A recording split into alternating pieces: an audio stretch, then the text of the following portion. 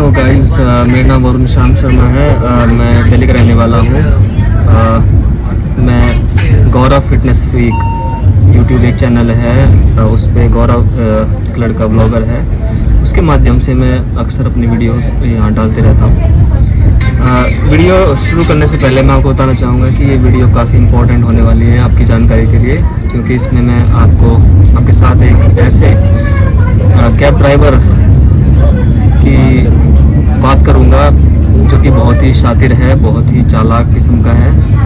आपको अपनी बातों में ऐसे फंसा लेता है और उसके बाद आपका काफ़ी हद तक फ़ायदा उठाकर आपसे पैसे हट लेता है। ये दरअसल बात उस समय की है जब मैं आज से करीब 6-7 दिन पहले अपने फ्रेंड गौरव के साथ यहाँ रानीखेत में घूमने के लिए आया था। 16 तारीख को हमारी ट्रेन थी जो कि न्यू दिल्ली रेलवे स्टेशन से चली थी और उसने हमें काठगोदाम रेलवे स्टेशन पर छोड़ दिया था। उसके बाद वहाँ से हम अपने, जैसे कि हमारा घूमने का प्रोग्राम था, उस प्रोग्राम के तहत हम क्या कहते हैं, रानीखेत गए थे। रानीखेत में हमने रूम लिया, फिर वहाँ हमने रात में बैठ कर के प्रोग्राम बनाया कि सुबह हमें कहाँ घूमना है, कहाँ जाना है। तो बस वही सब चीज़ बातचीत बताना चाहता हूँ मैं आपको। इसी दौरान हमें वो ड्राइवर मिला था जो कि उसने हमें काफ़ी जगह घुमाया। शुरू में हमें पता नहीं चल पाया कि उसकी फितरत क्या है, उसके इरादे क्या हैं, वो क्या सोच के बैठा था गाड़ी में और क्या क्या उसकी प्लानिंग्स थी। शुरू में हमें नॉर्मल लगा, वो ठीक था। पहले हम उसके साथ रानीखेत में जो नियर बाई व्यूज़ थे वो हमने सब देखे। उसने हमसे करीब 1200 रुपये, करीब क्या एग्जैक्टली 1200 रुपये लिए। उसने हमें 5-6 जगहों के दर्शन कराए। उसमें काफ़ी 3-4 तीर्थ स्थल थे, 3-4 अच्छे मंदिर थे, माता के सुंदर मंदिर थे। वो सब काफ़ी, उस दिन हमारा काफ़ी, मतलब 2 दिन हमारा काफ़ी अच्छा रहा, उसमें हमें कोई शिकायत नहीं है। अगले दिन फिर उसने कुछ और प्लान्स बताए हमें, उसने जो पहले से सोच के रखे हुए थे, क्योंकि वो तो मतलब वहाँ का रहने वाला है, लोकल है और हम लोग अनजान है इस जगह से। तो उसने पहले से ही काफ़ी कुछ सोच के रखा हुआ था कि हमें कहाँ ले जाएगा और किस तरह से वो हमें बेवकूफ़ बना सकता है। हमें आइडिया नहीं था कि वो क्या कर रहा है। तो हमें उसने, जब हम पहले दिन उसके साथ घूम रहे थे, उसी दिन उसने हमें काफ़ी सारे प्लान्स बता दिए थे कि आगे कल हम क्या करेंगे, उसके बाद नेक्स्ट डे हम क्या करेंगे। तो उसने हमें बताया कि आगे देखने लायक जगह जो रानीखेत के आसपास, वो एक दूनागिरी टेम्पल है, वहाँ पे पांडव खोली है। फिर उसके बाद उसने बताया जागेश्वर धाम है जो थोड़ा और आगे पड़ता है, करीब 80 किलोमीटर दूर है रानीखेत से। उन सब के बारे में उसने हमें बताया, लेकिन उसने हमें कभी भी ये नहीं बताया कि वहाँ कैसे जाएंगे, हम कहाँ स्टे करेंगे। बस वो हमें यही बताता रहा कि हम ये फलाना जगह है और हम उन जगहों पर जाएंगे और दर्शन करेंगे। और उसके साथ ही उसने एक पैकेज भी हमें बताया कि इसमें हमारा इतना खर्चा आएगा लगभग। उसने हमें बताया कि नॉर्मली वो लोगों से जो एक्चुअली बनता है 3500 एक साइड का दूनागिरी टेम्पल और पांडव खोली का, और जो दूसरा धाम था जागेश्वर धाम, उसका भी उसने लमसम हमें इतना ही बताया, 3,500 से 4,000 रुपये। तो उसने टोटल बताया कि नॉर्मली 7,000 के आसपास होता है, पर वो हमसे सिर्फ 5500 रुपये लेगा। तो हम उसकी बात पर हमें यकीन सा हुआ कि चलो वैसे, क्योंकि इसका हमारे साथ पहला दिन काफ़ी अच्छा रह चुका था। जब उसने हमें रानीखेत के जो नियर बाई व्यूज़ थे वो दिखाए 1200 रुपये में, तो हमें लगा कि बंदा ठीक होगा। हाँ, मैं एक चीज़ और मिस कर गया गाइस। शाम के टाइम 1200 से अलग वो शाम के टाइम हमें एक जगह और लेके गया था, बिनसर महादेव टेम्पल और ले गया था शाम के टाइम।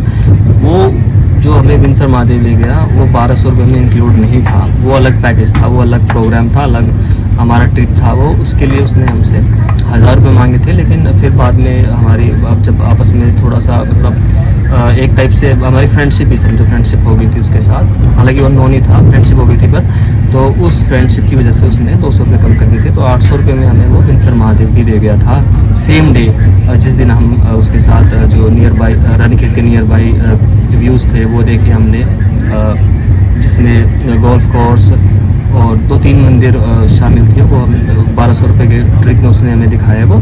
लेकिन वो जो ट्रिप था जो जिसकी मैं बात कर रहा हूँ विंसर महादेव, वो उसमें 1200 रुपये में इंक्लूडेड नहीं था। वो शाम के टाइम हम गए थे और वो उसका अलग था, 800 रुपये अलग था उसका। अच्छा, ये तो बात हुई उस दिन की 17 तारीख की। 16 से अगले दिन जब हम उसके साथ गए 17 तारीख की। उसके बाद उसने हमें जो कि 2-3 प्लान्स और एडवांस में बता के रखे हुए थे, जिसका उसने बताया था कि 7000 रुपये लगते नॉर्मली, पर उसने हमसे 5500 रुपये ही चार्ज करने का वादा किया। जिसमें उसने दूनागिरी टेम्पल और पांडव खोली और जागेश्वर धाम ले जाने की हमसे बात की थी। तो गाइस यहाँ तक सब कुछ अच्छा चलता रहा, कोई कंप्लेंट नहीं थी ना उसकी तरफ से ना हमारी तरफ से। फिर नेक्स्ट डे 17 से अगले दिन 18 तारीख को हम दूनागिरी टेम्पल गए। उसी के हिसाब से रास्ते में उसने, आई डोंट नो कि ये अचानक था कि ये प्री प्लान्ड था। रास्ते में उसको एक आंटी मिली जो कि बता रहा था कि उसी के रिश्तेदार हैं, या शायद उसके एरिया की ही वो बिलोंग करती थी, उसके एरिया से ही, इस वजह से उससे उसकी रिश्तेदारी थी, या हो सकता है उसका कोई ब्लड रिलेशन भी हो, मुझे नहीं पता। तो उसने उसको आंटी को बिठाया और करीब मेरे ख्याल में 15 से 20 किलोमीटर ड्राइव करके वो उस आंटी को उनके घर तक छोड़ के आया। जो कि ट्रिप में कहीं से भी कहीं तक, मतलब उस ट्रिप के बारे में उसने बताया नहीं था कि रास्ते में ऐसा करूँगा। चलो हमने सोचा कि चलो हो सकता है अचानक से ऑल ऑफ सडन मिल गई होंगी और उसके बाद छोड़ गया, कोई हमें उससे कोई परेशानी भी नहीं थी, या शायद वो हो सकता है टाइम पास कर रहा हो। फिर वो रास्ते में भी कई दुकानों पे अपने दोस्तों से मिलकर अक्सर जाया करता था। इसके बारे में भी उसने हमें कभी बताया नहीं कि यहाँ पे उसके दोस्त रहते हैं या जो भी है। फिर उसके बाद वो हमें फाइनली खैर दूनागिरी टेम्पल लेके गया।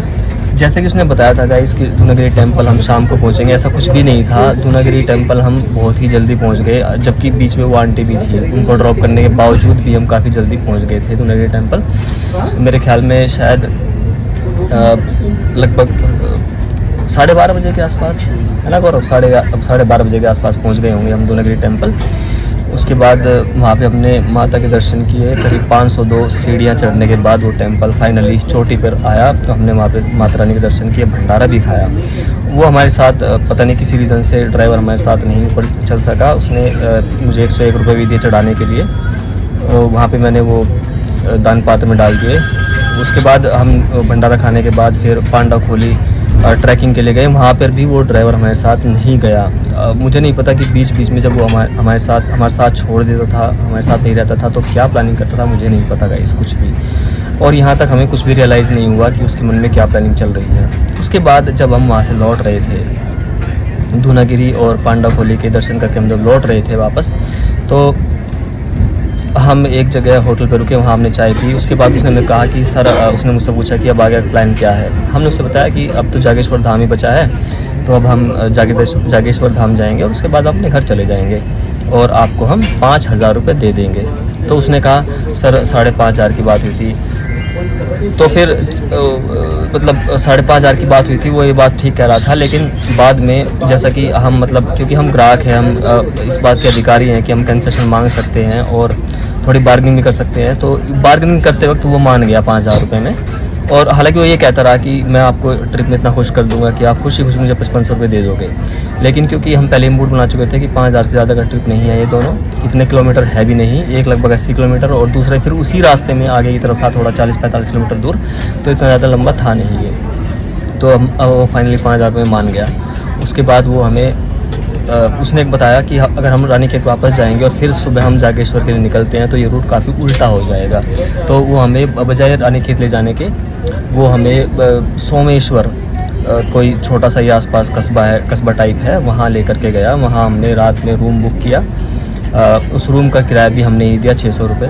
पहले वो शुरू में बोल रहा था कि मैं गाड़ी में रुक जाऊँगा ताकि आपके पास एक्स्ट्रा बर्डन ना आए और आप दोनों रूम शेयर कर लेना, इससे आपका कुछ पैसा बच जाएगा। लेकिन बाद में आई डोंट नो, मुझे तो शुरू से लग रहा था कि वो ये सब उसकी फेक बातें हैं, वो रूम में ही रुकना चाहता है। लेकिन जैसे ही हमने रूम बुक किया तो वो एकदम से उसने कुछ भी नहीं कहा कि मैं गाड़ी में रुकूंगा। उसने कहा नहीं मैं भी आपके साथ ही सोऊंगा, क्योंकि अगर मैं आपके साथ नहीं सोया तो मुझे नींद नहीं आएगी और फलाना, क्योंकि मुझे आगे ड्राइव करना है। तो ये खैर हमने उसको एडजस्ट कर लिया, कोई बात नहीं, आप ठीक ही कह रहे हैं, तो आप हमारे साथ रूम में रुक जाइए। हमने उसे रूम में रुका लिया।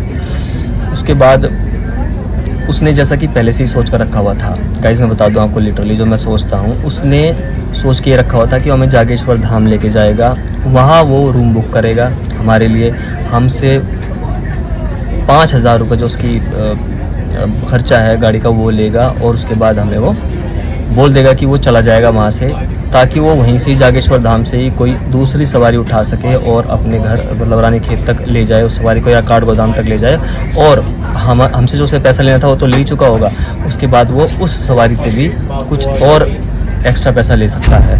ये उसकी प्लानिंग रही होगी, मैं बता रहा हूँ आपको। और मैं जब आगे एक्सप्लेन करूँगा इस वीडियो को, इसमें उसकी बातों को इस वीडियो में आगे एक्सप्लेन करूँगा, तो आप समझ ही जाओगे कि यस यही प्लान था उसका। उसने क्या किया, वो अगले दिन उसने हमें 6 बजे ही जगा दिया, जबकि बात ये हुई थी कि हम 9 बजे रूम से चेकआउट करेंगे। हमारी ये बात हुई थी, जो वहाँ पे लैंडलॉर्ड था जहाँ पे हमने सोमेश्वर में रूम लिया था, उस लैंडलॉर्ड से हमारी बात हुई थी कि हम 9 बजे के आसपास चेकआउट करेंगे, लेकिन वो हमारे पास 6 बजे ही आ गया। गौरव भी मेरे साथ है, आप पूछ सकते हैं, वो 6 बजे ही आ गया, जबकि गौरव को सुबह 8:30 बजे तक सोने के आया था, लेट उठता है गौरव, लेकिन गौरव को मजबूरी में उठना पड़ा। गौरव फ्रेश भी नहीं हो पाया, उसकी वजह से हम लोग गाड़ी में बैठे और 6 बजे निकल लिए। रास्ते हमने हल्का फुल्का चाय नाश्ता पानी किया। और गाइस मैं उसके बारे में, उस ड्राइवर के बारे में एक और चीज़ बताना चाहूँगा आपको। उसने हमें कभी भी, जैसे हम रूम पे थे, वो गाड़ी लेकर कहीं निकल गया, वो कभी भी हमें बता के नहीं जाता था कि जा कहाँ रहा है, और अगर हम उसको फ़ोन करते तो फ़ोन भी पिक नहीं करता था वो। 3-4 बार रिंग होने के बाद पूरा फ़ोन, जब हम 3-4 बार डायल करते थे, 3-4 बार पूरी घंटी जाने के बाद करीब 1 आध बार ही फ़ोन उठाता था वो, और उसके बाद ही बताता नहीं था कि कहाँ है वो, बस ये कहता था कि मैं आ रहा हूँ। अच्छा गाइस, तो चलो खैर छोड़िए, ये इस बात पे हम ध्यान नहीं दे सकते ज़्यादा, क्योंकि ज़्यादा इंपॉर्टेंट बात है भी नहीं। उसके बाद हम गाइस जागेश्वर पहुँच गए। जागेश्वर पहुँचने के बाद हमने वहाँ पे दर्शन किए, भगवान शिव जी के मंदिरों में घूमे हम, 2-3 मंदिर थे वहाँ पे, और हमें बहुत अच्छा लगा वहाँ पे जा कर के जागेश्वर में। वहाँ पे हम ब्रह्म सरोवर में नहाए, अच्छी तरह से हमने दर्शन किए। 2-3 मंदिर थे वहाँ पे, हम पंडितों से मिले, हमने चढ़ावा चढ़ाया। उसके बाद सारे काम करके हमें करीब मेरे ख्याल में 11 साढ़े 11 बज गए होंगे, 11:30 बजे का टाइम था आसपास ही। उसके बाद वहाँ पे नियर बाय 2-3 श्रद्धालुओं ने एक साथ मिलकर एक भंडारा, बहुत ही बड़ा भंडारा जिसको कह सकते हैं हम, बहुत ही शानदार भंडारा किया हुआ था। उस भंडारे में हमने खाना खाया तरह तरह का गाइस, और वहाँ पे उसने, ड्राइवर ने भी खाना खाया तरह तरह का। उसके बाद जब अपने वो भंडारा खा लिया, और मतलब हमारे सोचने से पहले, हमारे कुछ बताने से पहले ड्राइवर हमें बोलने लगा कि सर एक काम करते हैं, यहाँ रूम ले लेते हैं। जब उसने ये बात मुझसे कही कि रूम ले लेते हैं, जो कि मुझे पहले से ही एक्सपेक्टेड था, मुझे थोड़ा सा शॉकिंग तो नहीं था मेरे लिए, क्योंकि मैं तो पहले से एक्सपेक्ट कर रहा था ये कि वो बोलेगा ऐसा, क्योंकि वो रास्ते भर भी यही बोलते हुए आया था कि हम रूम लेंगे रूम लेंगे रूम लेंगे। मैंने उससे पूछा कि यार रूम आप लेने को कह रहे हैं, लेकिन हम रूम लेके करेंगे क्या, क्योंकि हमें ना तो रात को यहाँ रुकना है, ना हमें कुछ और यहाँ पे जगह देखनी है। हमारे तो प्लान में सिर्फ 3 ही चीज़ें थी, दूनगरी टेम्पल, पांडवखोली और जागेश्वर धाम। जागेश्वर धाम हम फाइनल जो हमारा डेस्टिनेशन था वहाँ पहुँच गए हैं, हमने दर्शन कर लिए। अब हमें क्या ज़रूरत है रूम लेने की। उसके विपरीत उसने कहा, उसने 1-2 बार और कहा, इंसिस्ट किया मैं रूम लेने के लिए। उसके बाद कहने लगा अच्छा चलो चलते हैं फिर। तो गाइस हम फिर गाड़ी में बैठ लिए, और हम मतलब ये सोच रहे थे कि हम रानी खेत चले जाएंगे, रानी खेत पहुंचा देगा हमें वो, लेकिन उसने कुछ और ही सोच रखा था। मैं आपको बताना चाहूँगा गाइस, जब हमारी बात हो रही थी उसके साथ इस बारे में कि हम वहाँ जाएंगे दूनगरी टेम्पल, पांडवखोली, और उसके बाद हम जागेश्वर धाम जाएंगे, तो हाँ, तो गाइज़ मैं आपको उस ड्राइवर के बारे में बता रहा था। तो हमारे प्लान के मुताबिक हम जब जागेश्वर धाम पहुँचे, उससे पहले जो हमने गाड़ी में प्लान बनाया था वो ड्राइवर का ही प्लान था, हमारा कोई भी प्लान नहीं था, ड्राइवर के ही सारे प्लान थे। ड्राइवर ने हमें कहा था कि वो हमें जागेश्वर धाम छोड़ने के बाद, क्योंकि हमारी ट्रेन, हम उससे पहले बता चुके थे कि हमारी ट्रेन काठगोदाम स्टेशन से है, और उसने हमें इसी प्लान के अंतर्गत, इसी प्लान में इंक्लूडेड जो ट्रिप था हमारा वो ये भी था कि वो हमें जागेश्वर धाम कराएगा और उसके बाद कैची धाम छोड़ेगा, क्योंकि कैची धाम भी इसका एक ट्रिप का हिस्सा था। मैं आपको बता दूं, कैची धाम भी इस ट्रिप का ही एक पैकेज में इंक्लूजन था, जो कि उसने हमें बताया था, और 2-3 बार वो हमें बता चुका था कि लास्ट में हमें कैची धाम के दर्शन कराएगा, और उसके बाद हम वहाँ से काठगोदाम चले जाएंगे जहाँ से हमारी ट्रेन है। लेकिन इसके विपरीत ऐसा ना करके उसने इसके विपरीत कुछ और ही किया गाइस। वो हमें जागेश्वर धाम छोड़ करके उसने हमें इंसिस्ट किया एक रूम रेंट पे लेने के लिए, क्योंकि वो पहले से ही प्लान बना चुका था कि रूम रेंट पे दिलवा करके हमें वो रूम में छोड़ जाएगा, हमसे अपनी बकाया पेमेंट लेगा और उसके बाद वो किसी दूसरे यात्रियों को अपनी कार में, अपनी गाड़ी में रानीखेत या उनकी डेस्टिनेशन पे ले जाएगा और उनसे भी पैसे ले लेगा। ठीक है, तो गाइस उसने यही किया। उसने क्योंकि हमने उसकी बात नहीं मानी, रूम हमने नहीं लिया वहाँ पे जागेश्वर धाम में, हमने रूम रेंट पे नहीं हायर किया और हम उसकी गाड़ी में बैठ गए। तो वो थोड़ा सा मतलब गुस्से में आ गया इस बात से, और जैसे ही हम गाड़ी में बैठे लगभग हमने करीब आई थिंक 5 से 10 किलोमीटर की डिस्टेंस कवर की होगी, मतलब 5 से 10 मिनट का ही रास्ता कवर किया होगा हमने। उतने में ही वो बोलने लगा कि सर अपनी फ़ाइनल पेमेंट कर लेते हैं हम। मैंने पूछा, मैं थोड़ा सा शॉकिंग हुआ, मतलब शॉक लगा मुझे ये सुन करके कि फ़ाइनल पेमेंट मतलब कौन सी फ़ाइनल पेमेंट। कह रहा तो अभी तक की जो फ़ाइनल पेमेंट है वो आप हमें मुझे दे दीजिए। मैंने कहा कितना देना है, तो उसने कहा कि आपने 1700 रुपये का पेट्रोल पंप पे पेट्रोल डलवाया था मेरी गाड़ी में, बाकी जो 3300 है वो दे दीजिए। और अगर आज आप इसके बाद अगर आपको मेरी आगे गाड़ी में ट्रैवल करना है तो आप फिर उसके लिए आपको अलग से पेमेंट देना पड़ेगा। मैंने कहा ये तो कोई बात नहीं हुई यार, जो हमने आपको 5000 रुपीज़ देने थे वो सब कुछ इसी पैकेज में, तो मतलब इसी पैकेज का तो है वो जो किराया है उसका आपकी गाड़ी का। और उसमें बात हुई थी हमारी कि आप हमें फाइनली जो जागेश्वर धाम कराने के बाद आप हमें वहाँ पर क्या बोलते हैं कैची धाम ले जाकर छोड़ दोगे और वहाँ से हम काठगोदाम चले जाएंगे, जहाँ से हम अपनी ट्रेन पकड़ के दिल्ली चले जाएंगे। तो वो इस बात पे थोड़ा सा अपसेट हो गया कि हम उससे इतने सवाल जवाब क्यों कर रहे हैं। वो ये ऐसा एक्सपेक्ट कर रहा था कि हम उसे चुपचाप 5000 रुपीज़ दे देंगे, मतलब 3300 रुपीज़ दे देंगे, क्योंकि 1700 रुपीज़ हम ऑलरेडी उसको दे चुके थे, उसके गाड़ी में पेट्रोल भरवा चुके थे। तो बाकी के जो 3300 बकाया थे वो हम उसको इजीली दे देंगे और उसके बाद हम गाड़ी से उतर जाएंगे। या तो हम उसको बोलेंगे कि ठीक है आप कैची धाम तक जितना भी एक्स्ट्रा आपका किराया बनता है वो ले लीजिए और हमें कैची धाम छोड़ दीजिए। लेकिन ऐसा कुछ हुआ नहीं, उसकी एक्सपेक्टेशंस के अगेंस्ट कुछ और ही हमने किया। मतलब हम तो अपनी जगह बिल्कुल ठीक थे, क्योंकि हमें तो जैसा बताया गया था हम तो उसी पैकेज के हिसाब से चल रहे थे। हमें तो कैची धाम छोड़ने की बात हुई थी तो हम तो कैची धाम जाने के लिए ही इंसिस्ट कर रहे थे उसको।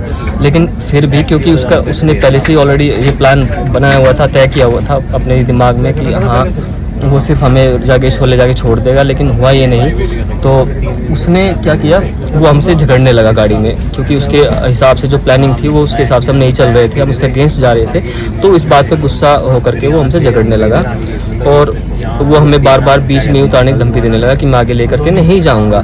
लेकिन जब उसकी जो ये इस तरह की बातें थी और उन बातों पे हमारा रिएक्शन जो था, थोड़ा सा हमारा रिएक्शन भी रूड हो गया था उस समय। थोड़ा हमारा जो रिएक्शन था वो भी थोड़ा सा मैं कहूँगा कि एग्रेसिव रिएक्शन था हमारा। तो उस रिएक्शन से वो डर गया और उसने गाड़ी बीच में रोकी ज़रूर, लेकिन उतारा नहीं, हमें उतारने के लिए नहीं कहा। और बजाय इसके वो हमें कहने लगा कि सर देखो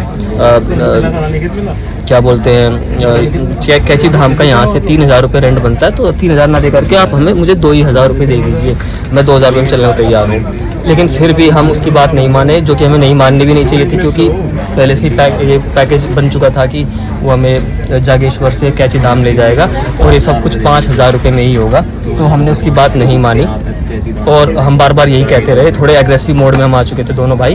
हम बार बार यही कहते रहे कि नहीं आपको हमें 5000 रुपये का जो हमारा पैकेज तैयार हुआ था उसी 5000 रुपये में आप हमें कैची धाम छोड़ना चाहिए, और आप छोड़ोगे नहीं तो हम गाड़ी से नहीं उतरेंगे। और अगर आपने हमें नहीं छोड़ा तो आप हमें थोड़ा नियर बाई जो स्टेशन है उस स्टेशन पे जहाँ से हम इजीली एक नई टैक्सी हायर कर सकें और उस टैक्सी को हम अपने जो निर्धारित डेस्टिनेशन है कैची धाम वहाँ तक ले जा सके, आप हमें वहाँ छोड़ दीजिए और फिर हम टैक्सी पकड़ लेंगे और देखेंगे आगे क्या करना है फिर हमें। तो उस बात पे भी वो नहीं अग्री हुआ, क्योंकि उसके दिमाग में तो कुछ और ही प्लान चल रहा था। वो तो उसको तो पैसे ऐंठने थे हमसे, तो वो बार बार इसी बात के लिए इंसिस्ट करता रहा कि नहीं मैं आपको, या तो आप ही उतर जाइए और मेरी बाकी पेमेंट कर दीजिए, नहीं तो अगर आपको कैची धाम जाना है। ओके गाइस, तो जब मैं उसको बार बार इंसिस्ट करता रहा कि मुझे नियर बाई कहीं स्टेशन पे छोड़ दीजिए जहाँ से मैं इजीली एक नई कार हायर कर सकूं और वहाँ से कैची धाम पहुँच सकूं, तो वो उसने मुझे बताया कि यहाँ नियर बाई स्टेशन चिदई है और चिदई से आप नई टैक्सी हायर कर सकते हो। तो मैंने कहा कि चलो ठीक है, मुझे चिदई छोड़ दो, वहाँ से मैं नई टैक्सी हायर कर लूँगा और जो भी पैसा होगा मैं उसको दे दूँगा। तो इस बात पे उससे अचानक से बड़ा गुस्सा आ गया। वो कहने लगा कि आप एक नया ड्राइवर हायर करोगे, नई कार हायर करोगे, उसको 2000 रुपये दे दोगे लेकिन मुझे नहीं दे पाओगे। मैंने कहा हाँ बिल्कुल मैं नहीं दे पाऊँगा आपको, क्योंकि मैं ऑलरेडी आपको 5000 रुपीज़ दे चुका हूँ। मतलब हमारी जो बात हुई थी उसके अकॉर्डिंग 5000 ही मुझे देने थे और 1700 रुपीज़ का मैं आपकी गाड़ी में ऑलरेडी पेट्रोल भरवा चुका हूँ। 3300 जो बकाया है वो मैं आपको कैंची धाम पहुँचने के बाद देता, तो मैं आपको एक्स्ट्रा पैसा क्यों दूँ वहाँ का कैंची धाम पहुँचने का।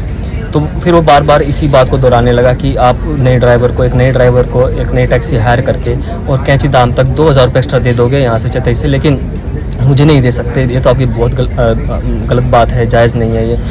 तो उसका थोड़ा सा जो एग्रेशन देख करके उसका जब वो एग्रेसिव मोड में आया, मुझे भी बड़ा गुस्सा आया।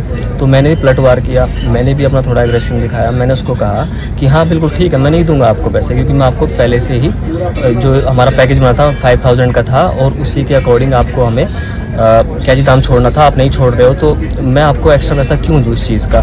तो आप मुझे चिदई छोड़ दीजिए, वहाँ से हम नई कार हायर कर लेंगे, जो भी होगा उसको हम उसको दे देंगे। आपको इस बात से क्या लेना देना है, मैं उसे क्या दे रहा हूँ क्या नहीं दे रहा हूँ। आप मुझे, क्योंकि आप मुझे वहाँ छोड़ना नहीं चाहते हैं कैंची धाम और आप कह रहे हैं कि यहीं रास्ते में उतार दूँगा मैं, तो मैं सिर्फ आपको इतना ही कह रहा हूँ कि आप मुझे वहाँ छोड़ दीजिए चिदई और मैं नई टैक्सी हायर कर लूँगा और अपना डेस्टिनेशन में पहुँच जाऊँगा कैंची धाम। तो इसमें क्या दिक्कत है आपको। तो बस इसी बात पे थोड़ा सा हमारा ये कह सकते हैं, इसको मिसकम्युनिकेशन कह सकते हैं या मनमुटा कह सकते हैं, थोड़ा झगड़ा कह सकते हैं। तो खैर वो चलते बात करते चिदई आ गया। उसने हमें चिदई दोनों भाइयों को उतार दिया। हमने अपने बैगेज जो भी अपना लगेज था वो भी उतार लिया उसकी गाड़ी से। फिर वो कहने लगा कि अब मेरे आप 1700 जो बकाया पेमेंट है 3300 वो दे दीजिए। मैंने उसको बोला मैं दे दूंगा, मैं कहीं भागा नहीं जा रहा हूँ, मैं आपके 3300 रुपीज़ दे दूंगा, लेकिन मैं आपको तब दूंगा जब हम कैंची धाम पहुँच जाएंगे। मेरे पास आपका नंबर भी है, मैं आपको उस नंबर पे इतना अमाउंट ट्रांसफ़र कर दूंगा वहाँ पहुँचने के बाद, लेकिन अभी नहीं दूंगा। तो वो उस पर और ज़्यादा गुस्सा आ गया उसको, क्योंकि थोड़ा सा मैं लिटरली बताऊँ, थोड़ा सा मैं भी इस बात से उसकी हर्ट हुआ था कि वो अपने ही प्लानिंग से चल रहा था और वो हमारी बात सुन भी नहीं रहा था। जबकि होना ये चाहिए था आइडियली कि जो ड्राइवर है उसको पैसेंजर्स की बात सुननी चाहिए, अपने आप से कोई प्लान नहीं बनाना चाहिए। जो पैसेंजर्स के प्लान्स है उनको फॉलो करना चाहिए उसको, लेकिन वो अपने ही प्लान्स फॉलो करवा रहा था हमसे। तो इस बात पे थोड़ा सा मतलब मैं भी नाराज़ था, अपसेट था। इसी वजह से मैंने उसको जो बकाया उसकी पेमेंट थी गाड़ी से जस्ट उतरने के बाद नहीं दी। लेकिन मेरे मन में ऐसी कोई बात नहीं थी गाइस, मैं बता दूं आपको कि मुझे उसके पैसे नहीं देने थे या मैं उसके पैसे देने से कतरा रहा था, ऐसा नहीं था। मैं उसके पैसे 100% देता, लेकिन थोड़ा सा क्योंकि मैं भी अपसेट था उसकी बातों से, तो मैं थोड़ा सा बस ये उसके मन में ये डालना चाह रहा था कि उसको ऐसा नहीं करना चाहिए था। और थोड़ा सा मतलब मैं उसको रियलाइज़ करवाना चाह रहा था उसके पैसे ना डाल करके तुरंत, कि वो आगे से मतलब फ्यूचर में किसी दूसरे पैसेंजर के साथ ऐसा ना करे।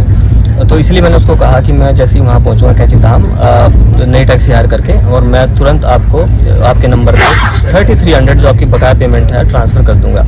लेकिन इस बात से तो और ही ज़्यादा भड़क गया फिर वो पता नहीं आसपास के लोगों के पास गया कि ऐसा ऐसा है, ये है वो है, मेरे पैसे दिलवाओ। मैंने कहा हमने भी उसमें पलटवार में आसपास के लोगों से बात की। हमने उसको आसपास के लोगों को सारे प्रूफ दिखाए कि देखो मेरे 1200 मैंने पहले दिन उसको ट्रांसफ़र किए, 800 दूसरे दिन ट्रांसफ़र किए, 1700 का मैंने पेट्रोल भरवाया इसकी गाड़ी में, और जो बाकी अमाउंट है वो भी मैं दे ही दूँगा। ये हमें ऐसे बेवकूफ़ बना रहा है 3-4 दिनों से। मैंने सब कुछ बताया उनको, आसपास के लोगों ने मेरी बात भी मानी। लेकिन हुआ क्या कि क्योंकि ना तो उसके पास कोई प्रूफ था इस चीज़ का कि कितने क्या हमारी प्लानिंग थी, क्या हमारा तय हुआ था, कितना पैकेज बना था और कहाँ हमें जाना था, कहाँ उसको हमें छोड़ना था। और मतलब कोई ऐसा मतलब क्या बोलते हैं उसको, कोई ऐसा कंक्लूड नहीं कर पा रहे थे वहाँ के लोग कि कौन सही बोल रहा है, वो ड्राइवर सही बोल रहा है या हम लोग सही बोल रहे हैं। क्योंकि ड्राइवर के हिसाब से उसे हमें जागेश्वर धाम छोड़ना था और हमारे हिसाब से उसे हमें कैंची धाम छोड़ना था। तो इस बात को लेकर थोड़ा सा सर्टेनिटी नहीं थी उन लोगों में जो आसपास के लोग थे कि वो किसी फैसले पर पहुंच सके कि कौन सही है इन दोनों में से। तो इस वजह से वो लोग भी थोड़ा सा कंफ्यूज हो गए थे उस पॉइंट पे आकर के कि भाई किसको हम सही ठहराएं। तो उसने वो आसपास के लोग कहने लगे कि यार चलो कोई नहीं, ये बाहर से आए हैं तो जाने दो इनको, और हमें भी कहने लगे कि चलो इसका पैसा ट्रांसफ़र कर दो। तो लेकिन उस टाइम गर्मागर्मी इतनी हो गई थी कि हम दोनों ही मतलब वहाँ से एक नियर बाई एक पुलिस की गाड़ी जा रही थी, तो हमने इस चीज़ में पुलिस को भी भागीदार बना लिया। हमने उनसे बात की, तो पुलिसमैन थे, भैया थे वहाँ पे, उनसे हमने बात की। तो वो कहने लगे, उन्होंने भी हमारा पूरा मसला जाना पहले कि चल क्या रहा है आखिर, और बाद में वो जो पुलिस वाले भैया थे उन्होंने कहा कि ठीक है आप थाने चलिए, हम आपकी जो यहाँ के अधिकारी हैं इसमें पोस्टेड हैं उनसे हम बात करा देते हैं, सब इंस्पेक्टर हैं उनसे हम बात करा देते हैं, उनके पास जा करके अपना मसला बताइए या रिटर्न में एक एप्लीकेशन दे दीजिए और अपनी कंप्लेंट के हिसाब से। तो हम देखते हैं क्या करना है आगे। फिर खैर वो हुआ ये कि वो जो पुलिस वाले भैया थे उन्होंने अपने SI ये जो वहाँ के SI थे वहाँ पर तो नहीं जाने दिया हमें, बीच में ही रास्ते में ही कहने लगे कि बात को ज़्यादा मत बढ़ाओ, कोई फ़ायदा नहीं है, आपका टाइम ही वेस्ट होगा। आप ऐसा करो कि थोड़ा 10 किलोमीटर आगे यहाँ पे एक और स्टेशन है, वहाँ तक ही आपको छोड़ देगा और वहाँ जाकर आप इनको पेमेंट कर देना। खैर हम भी ये सोच करके कि यार क्यों अपना टाइम ख़राब करना। और तो जो वो पुलिस वाले भैया थे उन्होंने भी हमें यही समझाया कि टाइम ख़राब करने का कोई फ़ायदा नहीं है, आप बाहर से आए हो, हमारे अतिथि हो, और ये अतिथि जो मर्यादा अतिथि की मर्यादा होती है, आतिथ्य की मर्यादा होती है, उसके खिलाफ चला जाएगा ये। तो हमें आपकी सेवा करनी चाहिए और ये सब अच्छा नहीं होगा। तो आप ऐसा करो कि आप क्या बोलते हैं, आप नियर बाई अभी 10 किलोमीटर आगे एक स्टेशन है, वहाँ से आपको ईजिली एक टैक्सी मिल जाएगी और वहाँ तक ही आपको छोड़ देगा। इससे आपको भी थोड़ा सेटिस्फेक्शन मिलेगा कि इसने कम से कम मतलब वैसे तो आपके पैकेज के हिसाब से तो इसको आपको वहीं छोड़ना चाहिए, कैची दाम ही छोड़ना चाहिए, मगर जब ये नहीं छोड़ना चाहता तो आपको थोड़ी सी राहत सुनकर ये मिल जाएगी, ये मतलब वहाँ पहुँच कर ये मिल जाएगी कि चलो कम से कम कुछ तो पास में इसने हमें छोड़ा कैची दाम से। तो आप चले जाओ वहाँ से, वहाँ तक चले जाओ, नियर बाई स्टेशन है, वहाँ से आप टैक्सी पकड़ लेना और वहाँ जाने के बाद आप इसको जो बकाया अमाउंट है इसकी 3300 वो पे कर देना।